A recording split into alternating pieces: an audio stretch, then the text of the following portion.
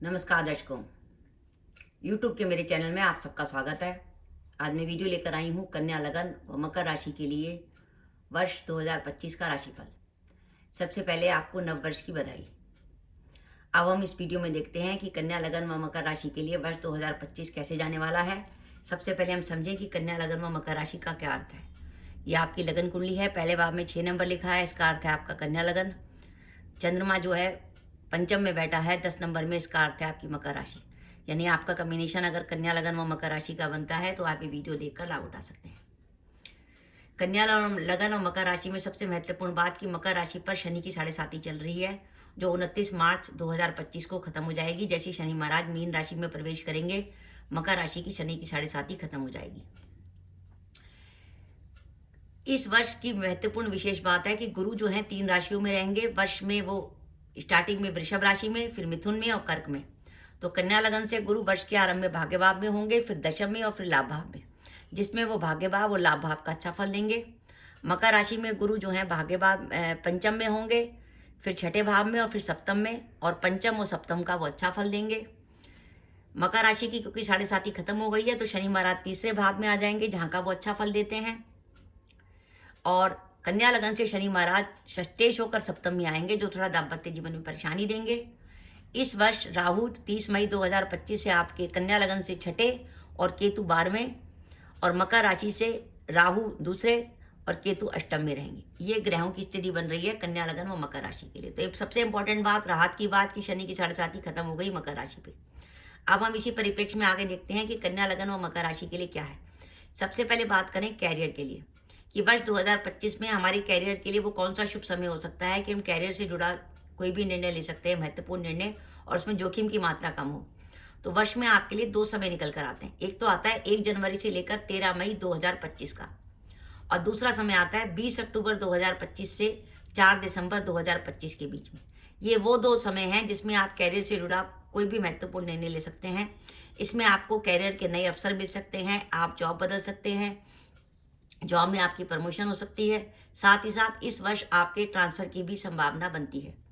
और अगर by chance आपको वर्तमान जगह पर जॉब नहीं मिल रही तो इस वर्ष अगर आप स्थान परिवर्तन करते हैं तो जॉब आपको मिल पाएगी और आपकी जॉब की प्रॉब्लम सॉल्व हो जाएगी।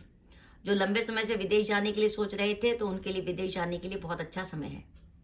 ये तो है कैरियर का शुभ समय, जो चलेगा 1 जनवरी 2025 से 13 मई 2025 तक, और दूसरा चलेगा 20 अक्टूबर 25 से 4 दिसंबर 25 के बीच में, जब आपके लिए कैरियर से जुड़ी शुभ घटनाएं घटेंगी।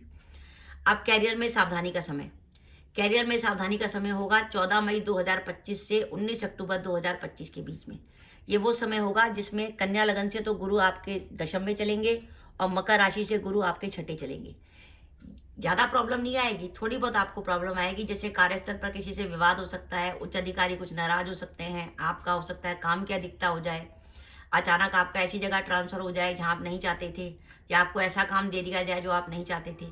तो कैरियर से जुड़ी कुछ ये वो समय होगा जब आप 14 मई से लेकर 19 अक्टूबर के बीच में, जब आप कैरियर को लेकर सेटिस्फाइड नहीं होंगे। इसलिए मेरा यह मानना है कि ये 14 मई 2025 से 19 अक्टूबर 25 के बीच में जॉब बदलने का विचार ना करें। जो जॉब चल रही है उसे चलने दें। जैसे 19 अक्टूबर निकलेगा, 20 अक्टूबर के बाद आपके पास ऑप्शन आ सकता है जॉब बदलने का। तो इसमें ना तो कैरियर से जुड़ी कोई जोखिम ले, ना व्यापार में कोई बड़ा इन्वेस्टमेंट करें, और धन के लेन देन में सावधानी रखें। और कार्यस्थल पर किसी प्रकार की परेशानी ज़्यादा हो रही है तो अपने कार्यस्थल पर ही भगवत गीता रख लें और उसका 11वां अध्याय रोज पढ़ें, तो आपकी परेशानी दूर होगी। तो ये तो बात रही कैरियर की। ये वर्ष ऐसा होगा, मकर राशि से शनि तीसरे भाव में होंगे, जो आपके प्रयासों में सफलता देंगे। पराक्रम में वृद्धि होगी। जो विद्यार्थी प्रतियोगिता परीक्षा की तैयारी कर रहे हैं उनके लिए सफलता मिल सकती है। अगर आपका इस वर्ष कोई कोर्ट केस की डेट आती है, और अगर वो डेट 1 जनवरी से लेकर 13 मई या 20 अक्टूबर से लेकर 4 दिसंबर के बीच में आती है, तो आपको कोर्ट केस में सफलता मिल सकती है। इस वर्ष आपको प्रॉपर्टी से लाभ का योग बन रहा है। जो अपने विवाह के इंतजार में थे उनका विवाह तय हो सकता है, और जो दंपति संतान प्लान करना चाहते हैं वो इस वर्ष संतान प्लान कर सकते हैं। एक तो वर्ष के आरंभ में ही समय है, 1 से लेकर 13 मई, और एक है 20 अक्टूबर से 4 दिसंबर के बीच में आप संतान प्लान कर सकते हैं, आपको संतान सुख मिल सकता है।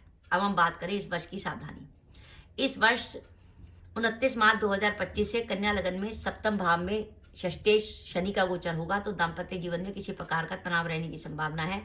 अगर आपको दाम्पत्य जीवन में ज़्यादा तनाव लगे और आप महिला जातिका हैं तो आप शनिवार की शाम को चमेली के तेल का दीपक जलाकर सुंदरकांड का पाठ कर सकती हैं। और अगर आप पुरुष जातक हैं तो आप 3 गुरुवार को सुहाग सामग्री किसी सुहागन स्त्री को दान कर सकते हैं, जिसमें लाल रंग की साड़ी और श्रृंगार का सामान होता है। तो दाम्पत्य जीवन का तनाव कम होगा। साथ ही साथ अगर आपका व्यापार पार्टनरशिप में है तो साझेदारी में किसी प्रकार की परेशानी, पार्टनर से गलतफहमी या विवाद। कार्यस्थल का मैंने आपको पहले बता दिया था, काम का बता दिया था। और इस वर्ष खर्चे थोड़े ज्यादा होंगे क्योंकि केतु 12वां है। 12वां केतु ज्यादा खर्चे कराता है। इसके अलावा कुटुंब से जुड़े मामलों में सावधानी, क्योंकि मकर राशि में राहु आपके कुटुंब भाव में रहेंगे, जिसके कारण कुटुंब में कोई विवाद हो सकता है और आपकी वाणी कटु हो सकती है। राहु जो भाषा को कड़वी कर देते हैं, जिससे सामने वाला नाराज होता है। इस वर्ष मकर राशि से केतु आपके अष्टम में रहेंगे। किसी को भी पैसा उधार ना दे, नहीं मिलेगा। और वाहन सावधानी से चलाएं, किसी प्रकार की दुर्घटना या चोट की संभावना। इस वर्ष ध्यान रखिए कि अगर आपकी कुंडली में केतु की महादशा या केतु की अंतर्दशा चल रही है तो इस वर्ष आपको बहुत सावधानी रखनी पड़ेगी, क्योंकि कन्या लगन से केतु 12वां है और मकर राशि से केतु अष्टम में है। तो जिस ग्रह की महादशा या अंतर्दशा चल रही है, अगर वो गोचर में द्वादश या अष्टम में चला जाता है तो वो ग्रह आपको परेशानी देता है। तो केतु की आपको मैं आगे रेमेडी बता दूंगी।